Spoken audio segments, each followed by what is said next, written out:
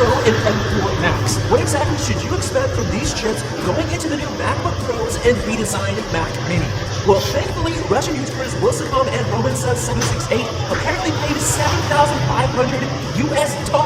to get the M4 MacBook Pro an entire month early, giving us a massive amount of benchmarks and insight to help figure out exactly what to expect with the M4 and M4 Max models, including the specs, new features, core counts, and of course, performance numbers, which we can finally extrapolate from the leaked M4 benchmarks. So let's jump right into it. First of all, the About This Mac page on the leaked M4 MacBook Pro says November 2024, confirming Mark Gurman's prediction that Apple will launch the new M4, M4 Pro, and M4 Max MacBook Pros on November 1st, alongside the M4 iMac and M4 Mac Mini, which will also have an M4 Pro option. And this also confirms that there will for sure be an Apple event towards the end of this month. And I know that because the new Mac Mini will be getting the biggest redesign ever, apparently being half the size as before, and now packing 5 USB-C ports, including 2 on the front and 3 Thunderbolt ports on the back, which was confirmed by the leaked M4 MacBook Pro, since it now finally has 3 Thunderbolt ports, which makes sense since the M4 chip itself now has 4 Thunderbolt controllers instead of the previous 2.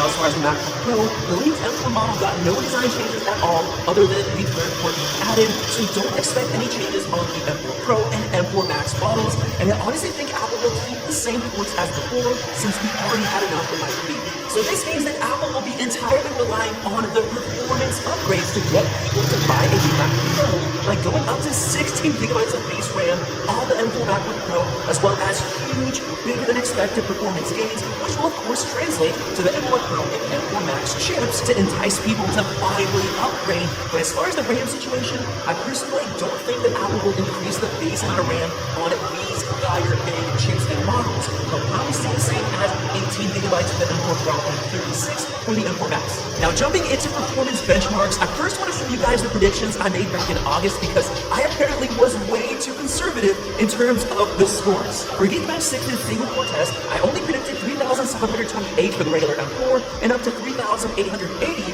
for the M4 Max, but the Russian leak gave us a massive score of 3,864 for the base M4 chip, which is just crazy. And instead of its 2024 single core test, it scored 174 points, which makes it the fastest mass production chip in the world. And as far as my multi-core prediction, I guessed that the new 10-core M4 would score 14,479, since that's the highest score we saw on the M4 iPad Pro. But apparently, Apple is allowing the M4 MacBook Pro to run even faster, scoring a massive 15,288 points, proving that the M4 series architecture redesign is better than I expected. So now let's get into estimating the performance of the M4 Pro and M4 Max chips. The first step is to figure out the core counts, and I believe Apple absolutely must increase the core count on the M4 Pro chip, seeing as the $2,000 M3 MacBook Pro comes with only 11 cores instead of the full 12, so the mid version has only 5 performance cores instead of 6, compared to 4 on the regular M4 chip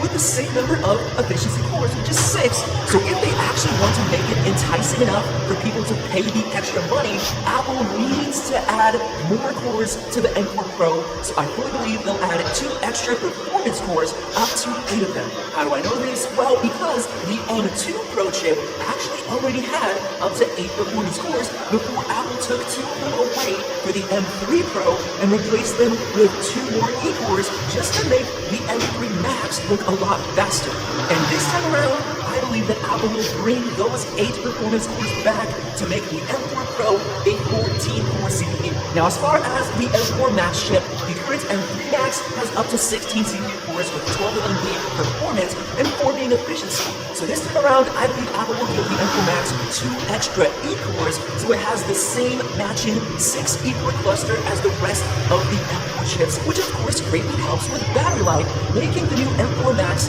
up to 18 cores. So with that said, let's get into my personal predictions for the M4 Pro and Max chips, starting with single core performance. Since the M4 chip scored 3,864, I'd expect the M4 Max to score even better, close to around 4,000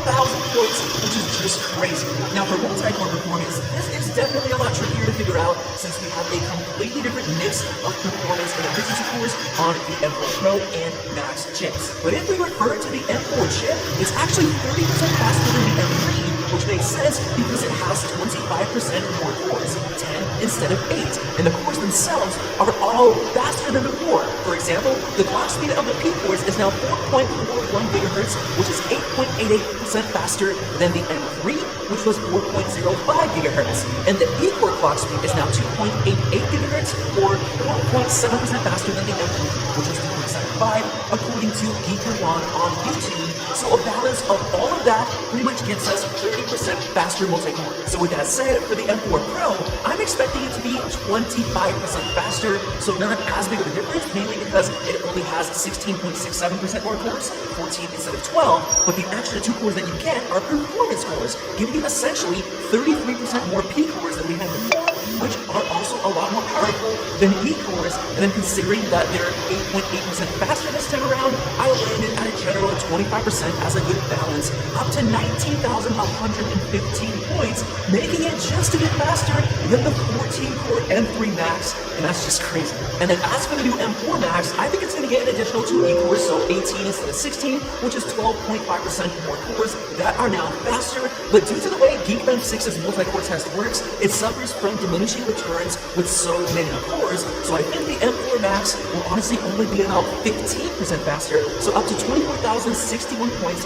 which is still faster than my initial prediction, making it the fastest mass production CPU in the world, according to Geekbench's hunts. Now, as far as the neural engines for AI performance, the leaked M4 MacBook Pro scored 50,278 in Geekbench AI in terms of the quantized score, so I expect the M4 Pro and M4 Max to perform the same, or maybe even higher, depending on the RAM. Now, getting into graphics, this one's a lot easier since the performance scales more or less linearly with the core count, and the M4 was 17.4% faster than the M3 with the same amount of cores, 10. So with that said, I'm fairly certain that the new M4 Pro will now have up to 20 GPU cores, so I'm going to add 17.4% to the score that the 18-core M3 Pro got, and then I'm going to add another 11.1% for having 11.1% more cores, giving us a total of 102,498 points. Now, as for the M4 Max, I kind of have a feeling that it's going to stick to the same 40 GPU cores as before to keep everything consistent, double of what you get in the M4 Pro.